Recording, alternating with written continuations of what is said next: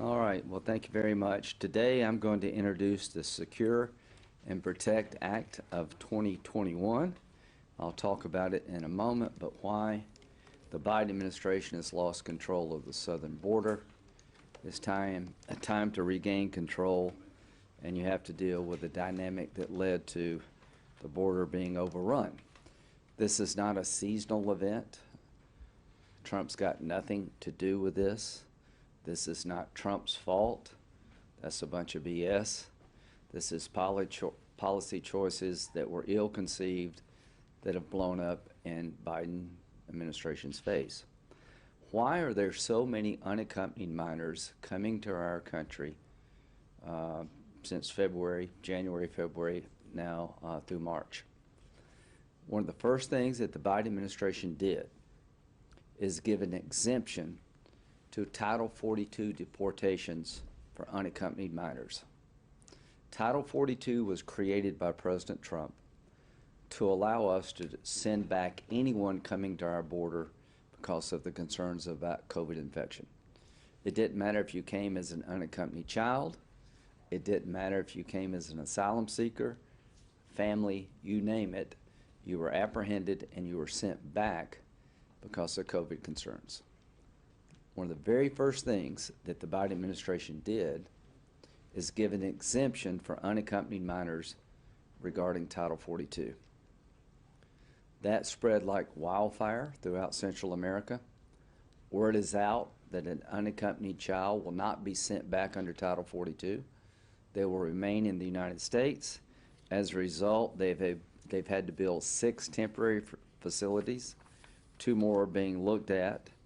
There's a Fox News report, I don't know how accurate it is, apparently an email from Border Patrol officials indicating that there's a place in Texas, Donna, Texas.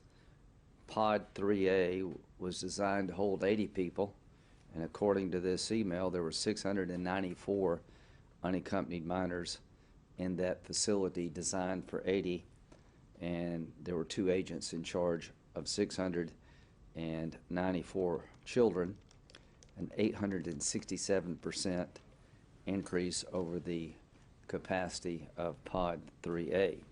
The numbers are stunning, but you have to ask yourself, what led to the rise of unaccompanied minors? Change in policy regarding Title 42. What else has led to a surge in people coming to our border? The Biden administration has done away with the Remain in Mexico policy. The Trump administration created a policy that if you're applying for asylum in the United States, you would have to stay in Mexico until your court date. Thousands of people were kept in Mexico under this policy. Tens of thousands of people. What happened? When word got out that you no longer are released in the United States, you have to stay in Mexico for years to await your court date, the flow of asylum seekers almost stopped. Because people are not going to pay $10,000, $20,000, $30,000 to go to Mexico for 4 or 5 years. They were paying to get to the United States, to be released, and they never show up.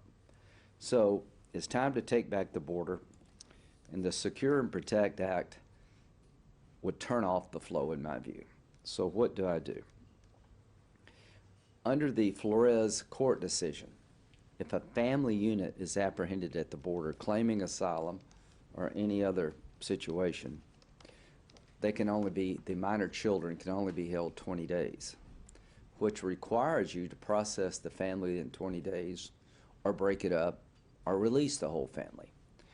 Working with the Trump administration a couple of years ago, they told me that if you had 100 days to process families, then you could adjudicate the family unit. You would not have to let them go. You could hold them together in humane conditions, and they would be priority in terms of adjudication. Under the Democratic regime, families were routinely being released into the country because of the Flores decision put the government in a box. You have to release the children. What do you do with the mom and dad or other adults? This 100-day change would allow us to adjudicate the family as a unit and never require us to release them in the United States, where they seldom come back for the hearing. We have a quirk in our law. If you're a minor child from Mexico or Canada, we have the legal authority to send you back to Mexico or Canada. But if you're from a non-contiguous nation, like the Triangle countries, Guatemala, El Salvador, there's no authority for us to send the unaccompanied minor back. I changed that. The Secure and Protect Act allows us to send unaccompanied minors back to their home country, even if they're not from Canada or Mexico. The biggest change of all is to change the asylum standard that's being abused. Under the current law, if you show a credible fear, that's the initial screening standard, you are allowed to be processed and have a court hearing on asylum. With a 1.5 million backlog, it could take you years to get that hearing. The credible fear standard is too low, so we change it to increase the requirement to pass the screening test to where it's more likely than not you're going to be harmed. 80% of the people pass the credible fear standard, but when it comes to final adjudication, the final asylum standard, only 10%. 80% pass the screening test, 10% make it through the adjudication process.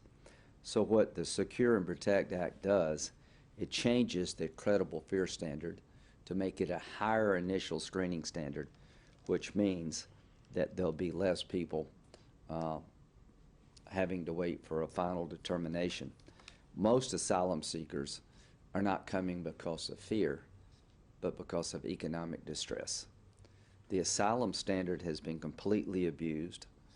It is being used by cartels and human traffickers, and they're telling these poor folks all over Central America, once you get to America, claim asylum.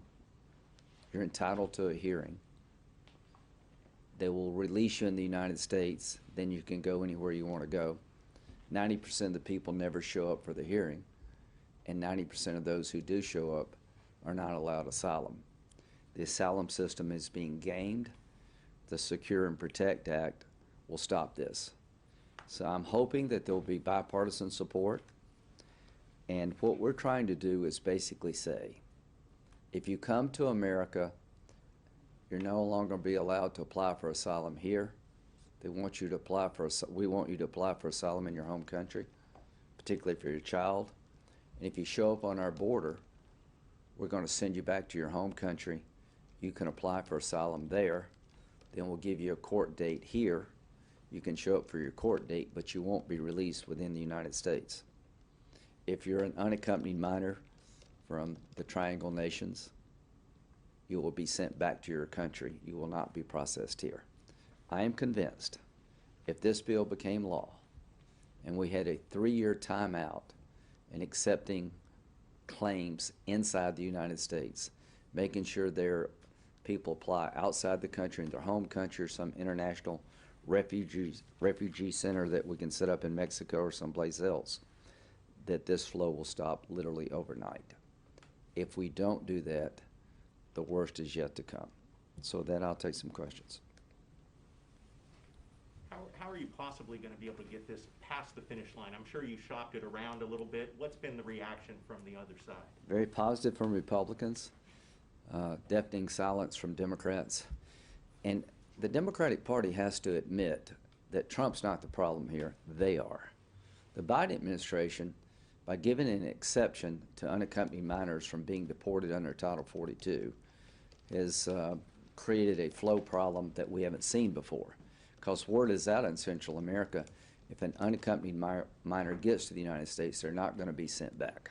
Most of them are released into the country, and again, they never go back to the home country. Once it got out that the Remain in Mexico policy has been abolished, the number of people coming to seek asylum is going through the roof.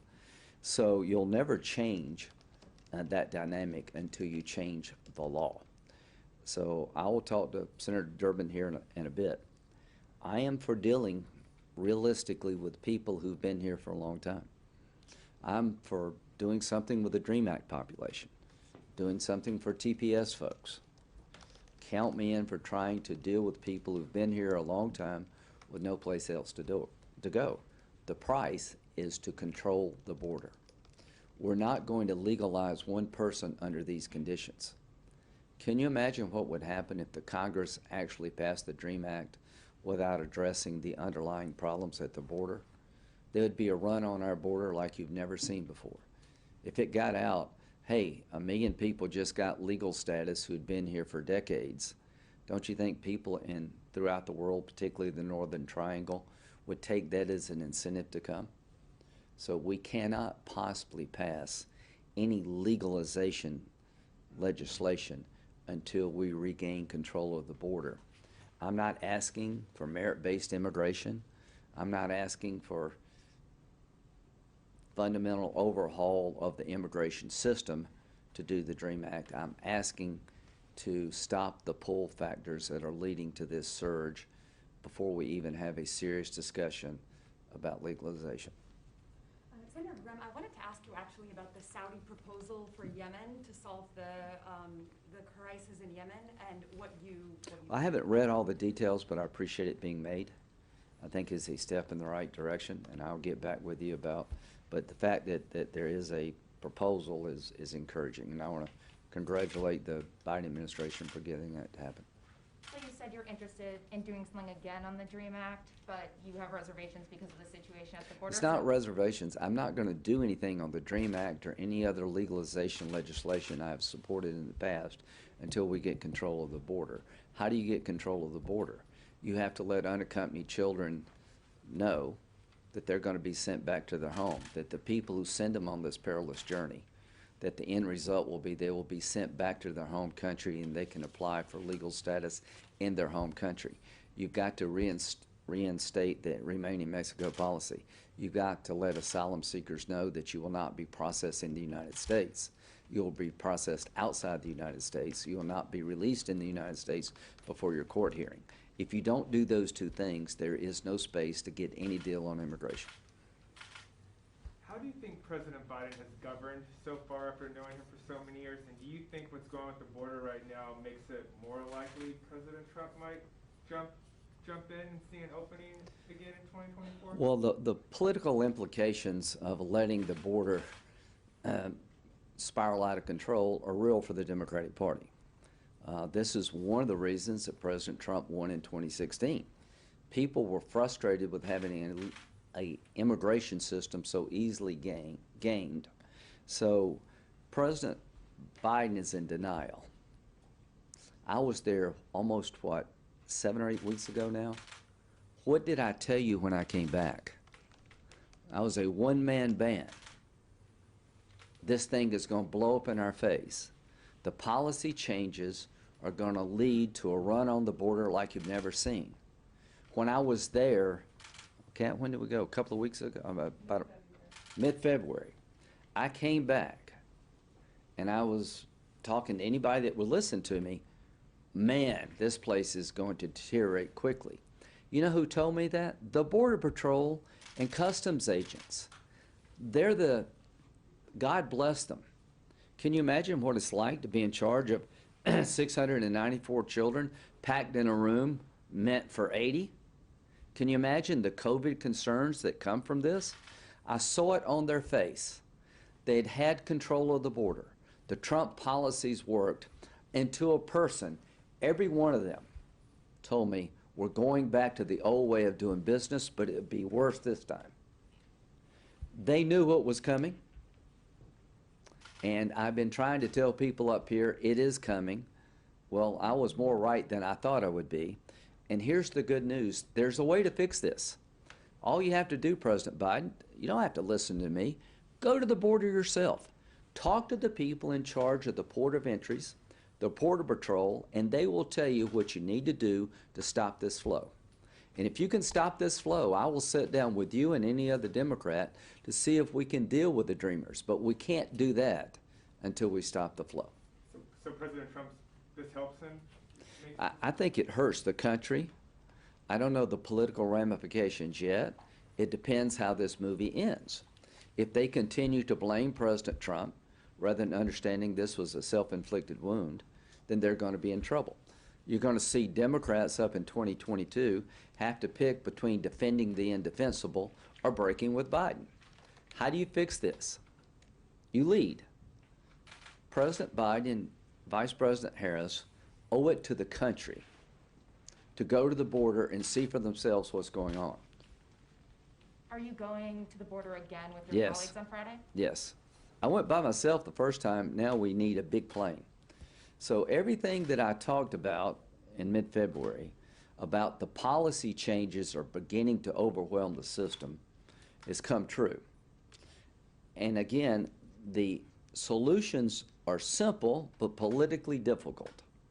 If you believe in open borders, you would not do what I'm doing. If you believe in controlling the border, this would be the first thing you do. We need to finish the wall where the wall makes sense. But people are trying to get caught. They're not trying to come in under the fence or over the fence. They're going to the first Border Patrol agent, a point of entry they can find, and they're turning themselves in. They're claiming asylum because now they know their claims will be processed in the United States, not Mexico.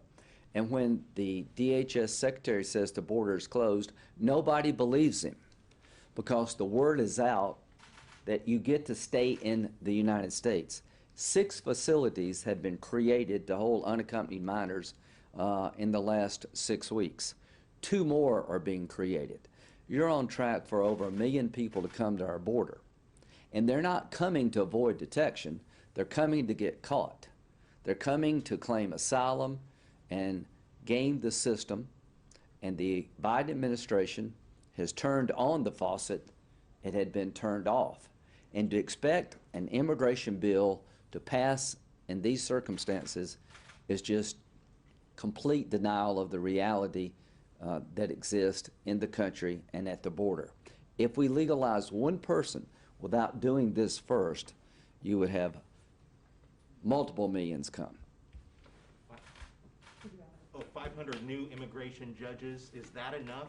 Is this Is a a starting point? Okay, so we have over 1 million people waiting for asylum adjudication. 500 judges will help. But when a family comes, if they are caught today, my goal is to make sure they remain in U.S. custody, they get priority in terms of adjudicating their claim, that we change the credible fear standard to more meaningful, that they're not separated, they're adjudicated, we have 100 days, and if their claim is honored, they can stay, if not, they go back. My goal is to make sure that every unaccompanied minor that shows up to our border is sent back to their home country.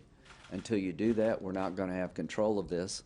When they go back to their home country, we'll set up a system that they can apply for asylum in their home country, and we can adjudicate that without them having to take this dangerous journey. And then one sort of off topic. In the wake of the 2 mass shootings, you've said that you think some things can be done on gun legislation in Congress. What can be done, and is there any interest of yours also in reprising Mention Toomey? Well, number one, the idea of banning assault weapons, I don't think has any chance of passing in the Senate, and I would encourage Senator Schumer to bring up the assault weapons ban being proposed by President Biden and let us vote on it. I think you would get a majority of senators saying that banning the weapon is not going to solve the problem. I own an AR-15. I own it responsibly. Senator Coons and I think Toomey have a bill that I could support, that if you fail a background check, we need to notify the local police. There are a lot of people who've been adjudged in a court of law, mentally danger to themselves or others, that are not in the current background system. Up to 1 million people, I would certainly try to put those folks into the system. But again, it's a right to own a gun responsibly in this country.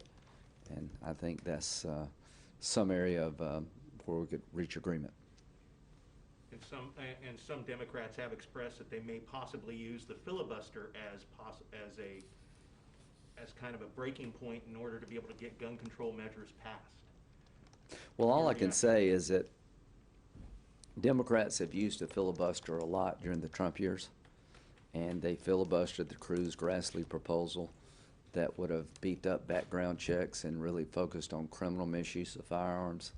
So they blamed the shooter of being, the liberals in this country just assumed it was a white male, and most Republicans are pretty much tired of this, that every time there's a tragedy that is a yet another reason to say that white extremism is the biggest threat to the country and that we need to gather up everybody's guns. Well, it's not going to work. It's not working with the American people. Again, the instrumentality in question is not going to be the solution. A lot of this is mental illness that was not detected, not treated, but I would like to beef up the background system in a credible way. Yeah. I just want to ask, how much do you think Trump and other Republicans' rhetoric calling the coronavirus the Kung flu and China virus contributed to this rise in hate crimes against Asian Americans? Does the Spanish flu, I don't, it came from China, the Chinese Communist Party. The biggest oppressed group in China, the Chinese. The Chinese Communist Party are horrible to their own citizens. They deny them the basic freedoms and rights that we take for granted. So the fact that the flu, COVID-19 came from China is just a fact, and I don't buy that. Okay, anything else? Thank y'all. Yeah. President Trump seems to be speaking out a bit more after laying low recently. Is that some of the advice that you sort of gave him to weigh in on these races, some of these races, or how do you think it's going to keep going? Well, I think President Trump is the most consequential Republican in the country. He's the leader of the party. For us to be successful in 2022, we're going to need his help, his leadership. I've been encouraging him to use his power to put the best team on the field in the states that matter. You see him speaking up now more on policy. I think I talked to him last night, he's really astonished that they would let it get this bad so soon, that he thought that Biden would take a slower approach, that they would not turn on the magnets as quickly as they have to illegal immigration. And what does this say? The fact that the Democrats blame Trump says a lot about their playbook. No matter what the problem, Trump caused it. They caused this. They changed policies that were working. When they gave an exception to Title 42 deportations for unaccompanied minors, it spread like wildfire. That's why you have so many. When they do away with the remaining in Mexico, that's why you have more asylum seekers. So the fact that President Biden has not visited the border is pretty astonishing to me. I was there in February. I talked to the DHS secretary yesterday. I said, my friend, I would like to work with you. I would like to do something for the Dreamers. But we can't do that until we regain control of the border. And it's got to be a real clear action, not just message. You can't say the border's closed. The only time this is going to change is when the planes land with the children on the plane back into the country where they left from. The only way this ends is when the people who show up to claim asylum never get to stay in the United States for a period of time to break this surge on the border. If you're not willing to do those two things, then you'll never regain control of the border and you'll never have a successful immigration reform legislation, because you would have to be delusional to believe that legalizing people now, under the current situation, would not lead to more illegal immigration, a run on the border like we have not seen before. So I don't know what it is over there. I don't know why they're so resistant to working with people to fix this problem, but it is my view that this is becoming the most dominant issue in the 2022 election cycle. In February, I said, if there are no changes, immigration will be more politically potent in 22 than it was in 16. And here's my goal: not to make it a political issue, to fix the problem, to do the hard things. There are people on the right that would not ever want to legalize anybody, period. Most Republicans want to make sure that we deal fairly with those who've been here a long time, but we address the underlying problems of legal immigration. That's not an unreasonable request. There used to be Democrats who understood to get legalization on the table, you had to address the underlying causes of illegal immigration. Those voices have been silenced. The open borders crowd is now firmly in control of immigration. Where is AOC? Why aren't you at the border looking at the things being reported? If you were worried about children on Trump being in bad conditions, this is worse. If you're worried about people having COVID outbreaks, this is the biggest COVID spreader in the entire country. So where are you? Thanks. Thank you, Senator.